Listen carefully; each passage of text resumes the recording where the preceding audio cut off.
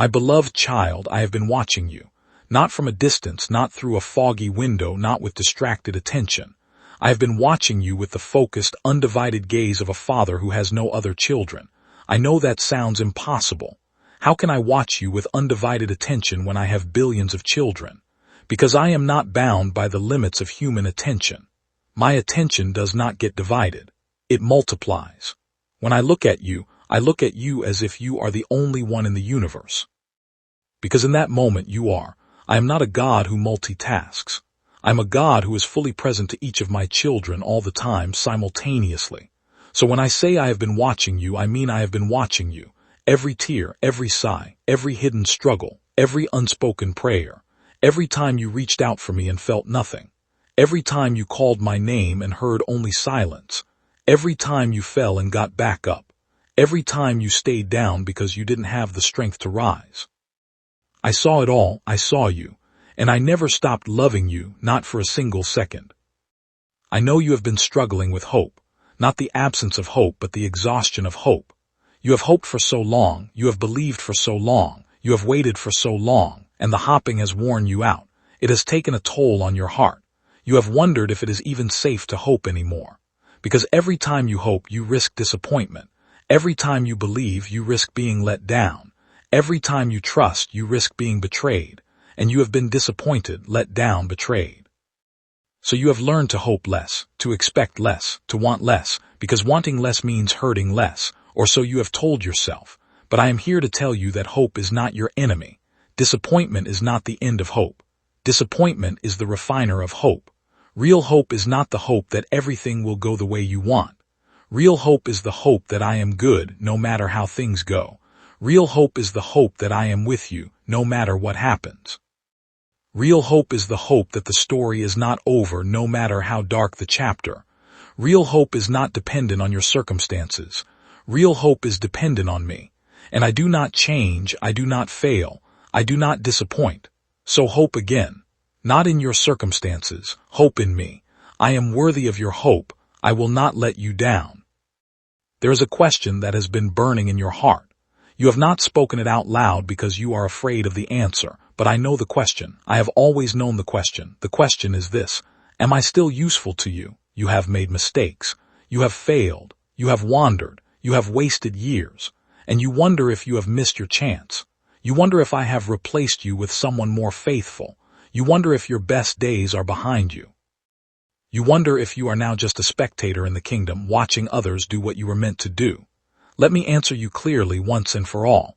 You are still useful to me. You have always been useful to me.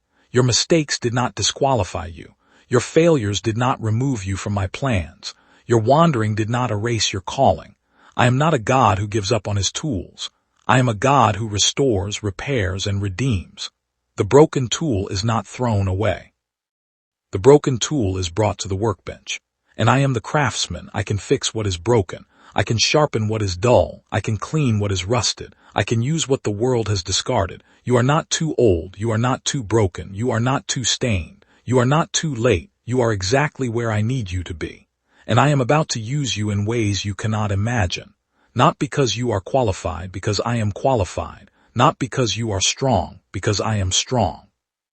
Not because you are worthy, because I am worthy. And I choose to work through you. So stop asking if you are still useful. Start asking me how I want to use you today. I want to speak to the grief you have been carrying. Grief over losses that no one else knows about. Grief over dreams that died. Grief over relationships that ended. Grief over versions of yourself that no longer exist. Grief over the life you thought you would have but don't. This grief is real. It is heavy. And you have been trying to carry it alone. You have been told to just get over it, to move on, to look on the bright side. But grief does not work that way. Grief must be walked through, not bypassed. And I want you to know that I am walking with you. I am not rushing you. I am not shamming you. I am not telling you to cheer up. I am sitting with you in your grief. I am weeping with you. I am holding you. And I am promising you that grief is not the end. Grief is a passage, a tunnel, and tunnels have exits. You cannot see the exit yet. The darkness is too thick, but the exit is there. And I am leading you toward it, not around it, through it. And on the other side of this grief there is joy. Not the shallow joy of forgetting, the deep joy of healing, The joy that comes from knowing that I have redeemed what was lost. The joy that comes from seeing beauty rise from ashes. The joy that comes from being held by me in the darkest night. Do not run from your grief. Walk through it with me. I will not leave you in the tunnel. I will bring you out. You have been trying to earn my love. I know you don't say it that way. You say it in more spiritual language. You talk about being faithful, about obeying, about serving, about sacrificing. And all of those things are good, but underneath them there is a drivenness, a need to prove yourself, a fear that if you stop performing, I will stop loving you. You have been running on a treadmill of performance, trying to generate enough good works to deserve my affection, and you are exhausted. The treadmill never stops. The standard never lowers. The demand never ends, because you are trying to do something that cannot be done. You cannot earn my love. My love is not a wage, it is a gift. You cannot deserve my love. My love is not a reward, it is a grace. You cannot work for my love. My love is not a promotion, it is a birthright. You are my child, not because you have earned it, because I have chosen it. I loved you before you did anything good. I loved you when you were doing everything wrong. I loved you when you were ignoring me, running from me, doubting me, denying me.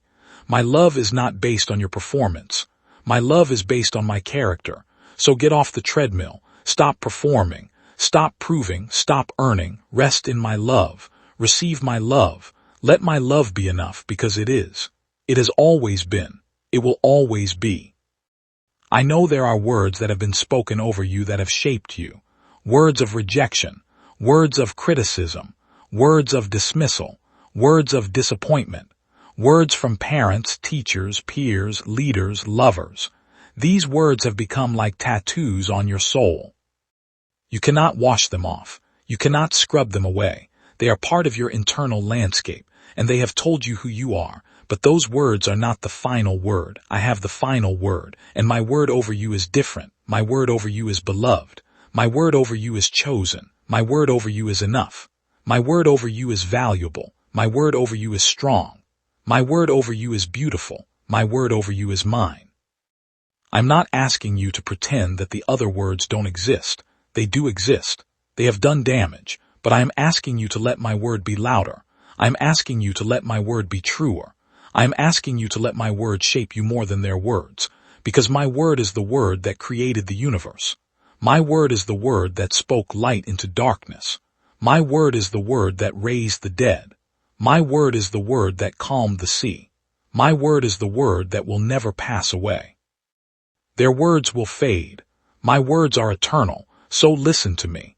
Listen to me until my voice becomes the loudest voice in your life, until my words become the tattoos on your soul, until you believe what I say about you more than you believe what anyone else has ever said.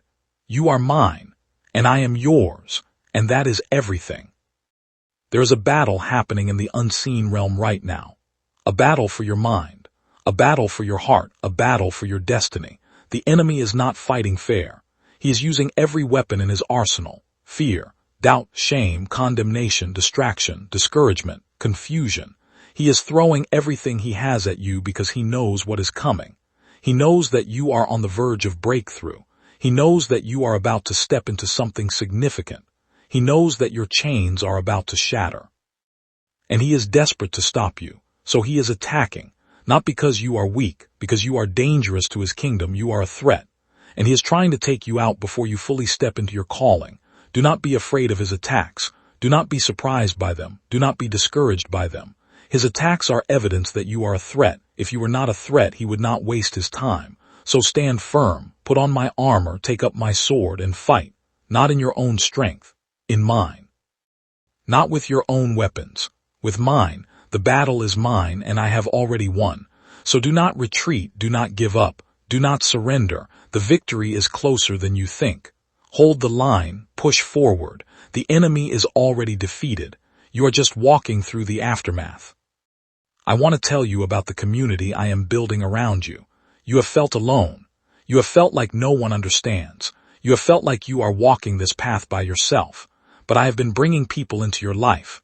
People who will see you. People who will know you. People who will love you. People who will walk with you. You may not have recognized them yet.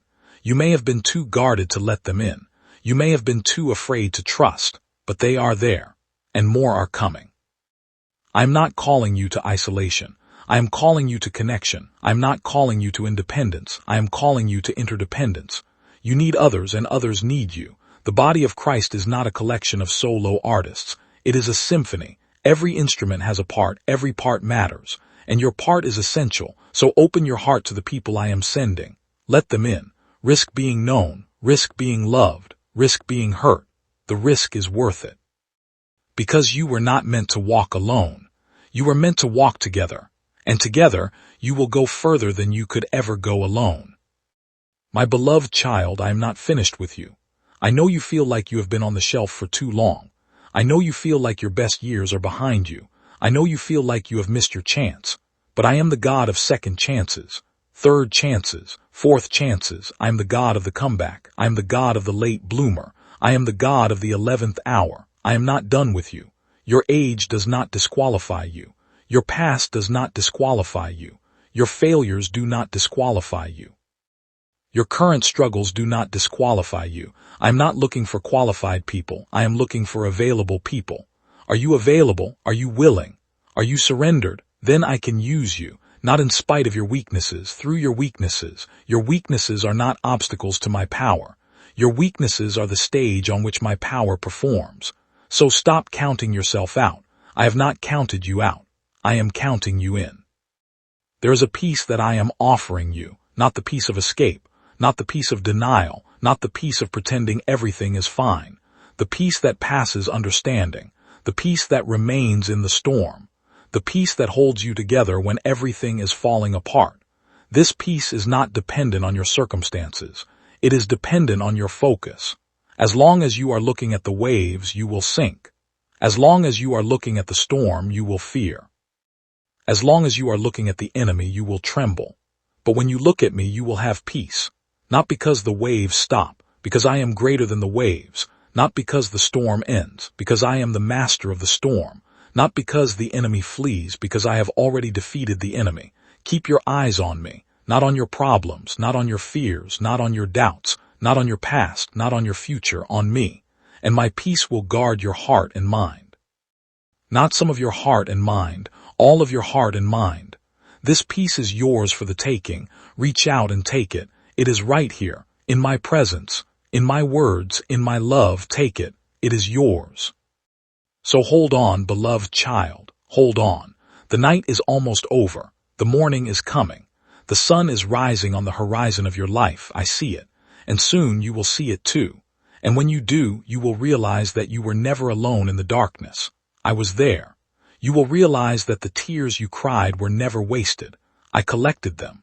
You will realize that the prayers you thought were unanswered were actually being answered in ways you could never have predicted. You will realize that the waiting was not punishment, it was preparation. You will realize that the broken road was leading you to exactly the place you needed to be.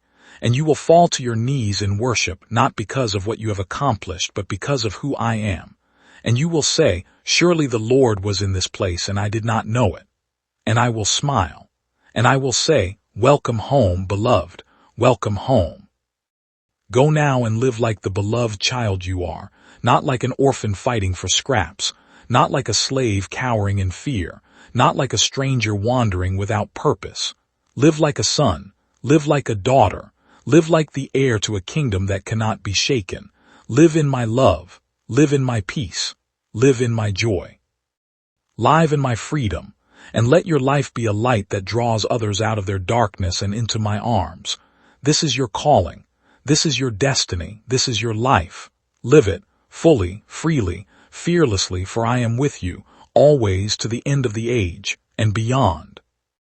Amen.